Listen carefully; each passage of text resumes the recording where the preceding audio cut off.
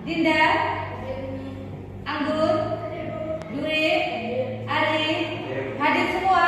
Hadir. Ya, alhamdulillah hadir semua ya. Nampaknya semangat dan rajin sekolahnya. Alhamdulillah ya. Sebelum memulai pembelajaran pada pagi hari ini, mari kita awali dengan berdoa. Silakan Ari pimpin doa.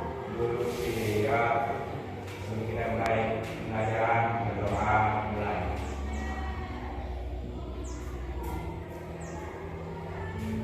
Berdoa selesai. Jadi salam dari guru kita.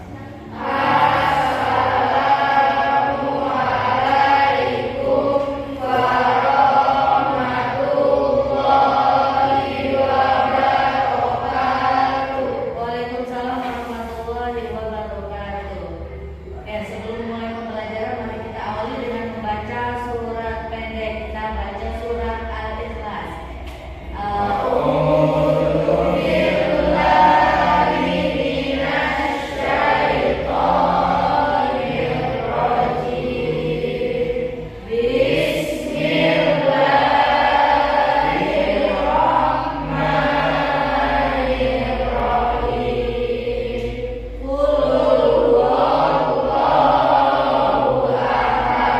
Sebagai wujud cinta tanah air, mari kita menyanyikan lagu kebangsaan, lagu kewajiban Indonesia Raya. Silakan Dirjen. Indonesia Raya. Indonesia tanah airku, tanah tumpah darahku. Ingat materi yang lalu sebelum kita masuk ke pembelajaran sumber hukum Islam. Materi yang lalu tentang menuntut ilmu. Menuntut ilmu wajib bagi muslim, laki-laki dan perempuan. Menuntut ilmu hukumnya wajib. Ya, bagus sudah mengingat materi yang lalu ya. Oke, menjelaskan pembelajaran kita pada pagi hari ini ya, kita akan belajar tentang sumber hukum Islam. Ya, lanjut, ini kompetensi dasarnya. Ini tujuan pembelajarannya. Silakan baca poin 1, Dwi. Poin 1, setelah mengamati gambar di PPT, peserta didik mampu menganalisis makna Al-Quran, hadis, dan ijtihad. Ya, setelah mengamati gambar di PPT, peserta didik mampu menganalisis makna Al-Quran, hadis, dan ijtihad. Sumber hukumnya Islam yang kedua, Miranda. Setelah mengamati video atau PPT dan membaca berbagai sumber, peserta didik mampu menganalisis kedudukan Al-Quran, hadis, Ya. dan ijtihad sebagai sumber hukum Islam. Ya, kita mampu menganalisis sumber kedudukan Al-Quran dan hadis. Tujuan pembelajaran yang ketiga, Zee.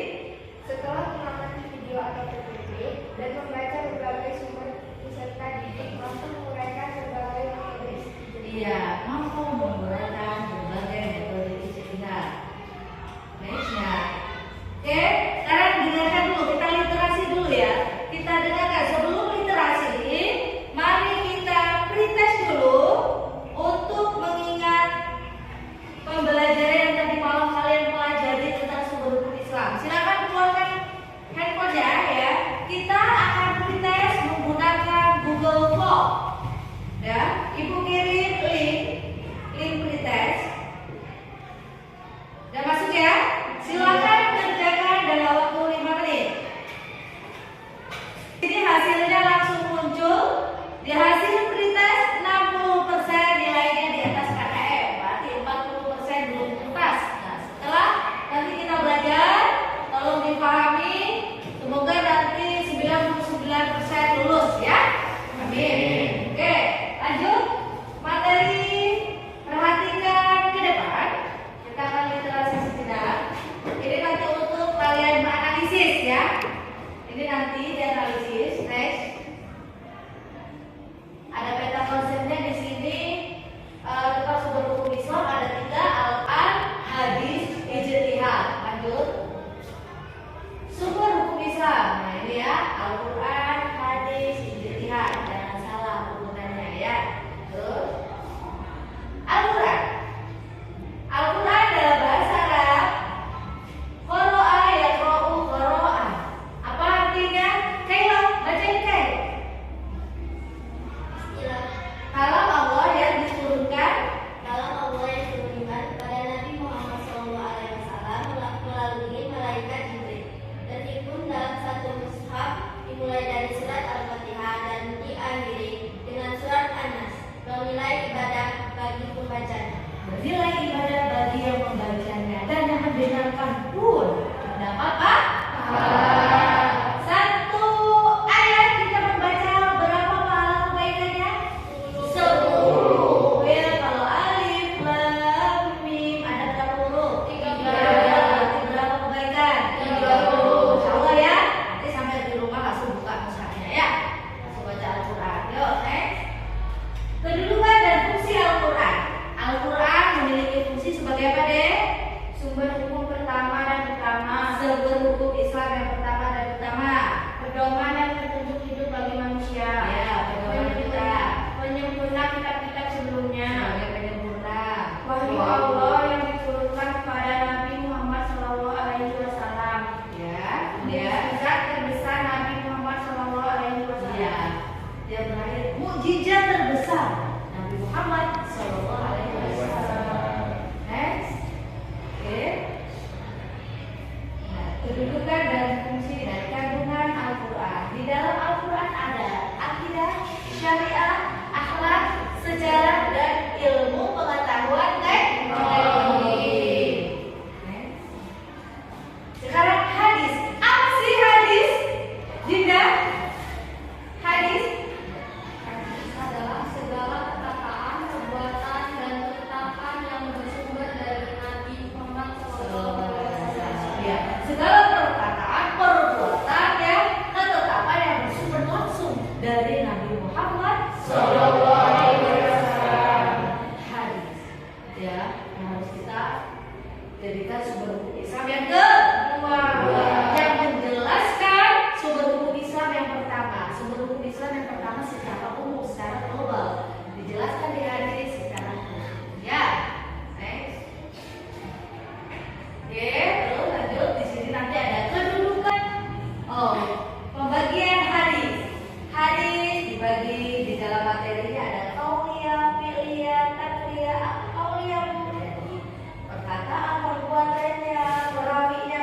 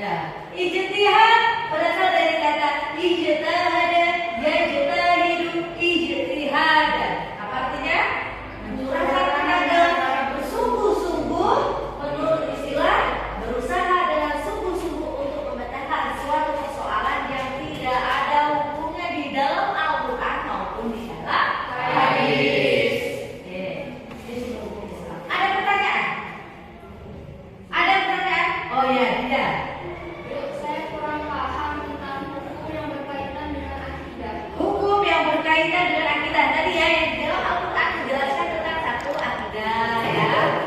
Kemudian ada apa lagi tadi? SKI, sejarah, IPTEK. Ya, siapa yang ingin jawab? Oh ya, Dea. Hukum yang menjelaskan tentang keesaan Allah. Iya, akidah atau keimanan, perhatikan yang lain ya, adalah hukum yang menjelaskan tentang keesaan Allah, mengimani Allah Subhanahu wa taala. Sesuai kita belajar tentang rukun iman. Rukun iman ada? Nah, ya, mengimani satu iman kepada Allah. Rukun iman meyakini. Setelah yakin kita lakukan dengan perbuatan ya. Dari sini paham? Ada yang ingin ditanyakan lagi tidak? Cukup? Oke. Jika cukup, kita akan diskusi. Di sini ada suatu permasalahan yang mana ini sering terjadi kepada generasi sekarang ini, generasi milenial, terutama kita semua ya, apalagi sekolah menengah atas. Ini masa-masanya. Oke, silakan bagi kelompok sekarang. Nanti kalian pecahkan permasalahannya ke depan ya. Oke.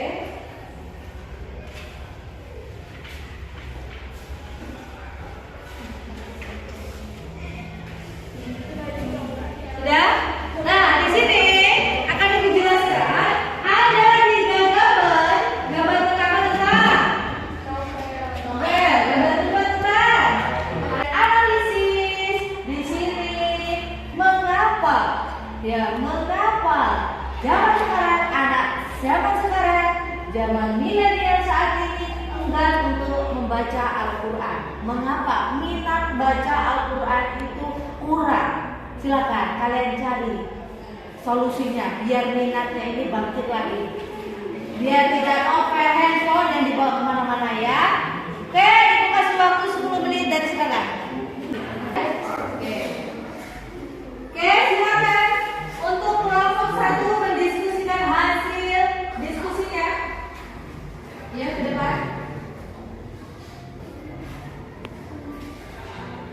Assalamualaikum warahmatullahi wabarakatuh. Waalaikumsalam warahmatullahi wabarakatuh.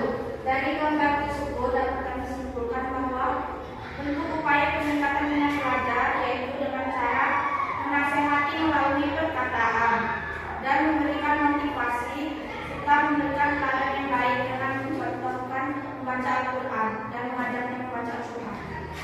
Dan jadi di sini upaya untuk meningkatkan. Jadi di sini upaya untuk meningkatkan minat membaca Al-Quran yaitu antara lain dengan cara memberikan motivasi, mengajak dan memberikan contoh dan memberikan nasihat agar mau lebih minat lagi dalam membaca Al-Quran. Ya, ada pertanyaan?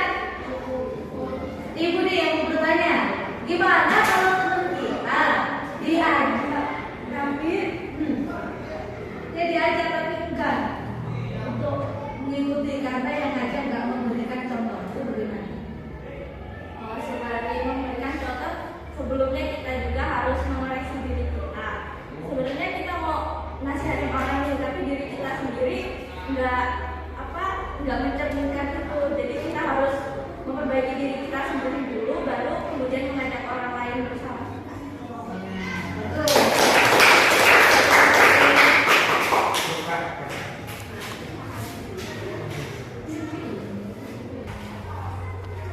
Oke, dari hasil diskusi kita tadi ada yang belum dipahami, silakan angkat tangan.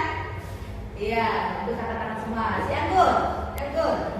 Apa sih Bu fungsi hadis terhadap Al-Quran? Oh, masih belum paham ya tadi ya, fungsi hadis terhadap Al-Quran. Untuk dijawab silakan kalian dulu yang sudah paham. Siapa yang jawab?